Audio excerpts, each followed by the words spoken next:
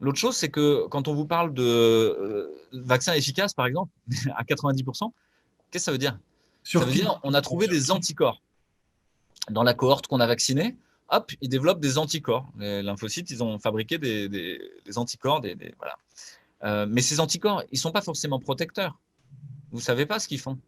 Et vous ne savez pas combien de temps ils durent. Et vous ne savez pas s'ils vont être encore stables dans 6 mois ou etc. Donc à ce compte-là, si c'est pas stable, ça veut dire quoi? Vous prenez un vaccin dans les fesses tous les 3 mois? Bah, Vous prenez. c'était un peu l'idée, hein, c'était de dire Ouais, ouais. il faudra plusieurs schémas vaccinaux.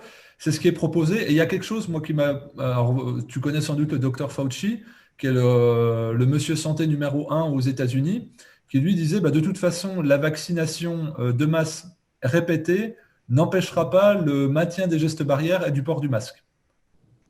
Donc là, c'est quelque chose qui est très bizarre, parce que dans l'inconscient collectif, c'est de dire, ah ben, vite le vaccin pour qu'on puisse retrouver notre vie d'avant, c'est-à-dire sans masque, sans geste barrière, et puis en allant au cinéma, etc. Mais là, avant même le premier vacciné officiel, on nous dit déjà qu'il faut plusieurs vaccins, et que de toute façon, ça n'empêchera pas de maintenir les gestes barrières et le port du masque. Donc moi, c'est quelque chose que je ne comprends pas. Je veux dire, je suis un peu bête. Donc, si on a des anticorps, enfin, si le vaccin nous appelle des anticorps artificiels, logiquement, j'ai plus besoin d'être protégé de manière extérieure.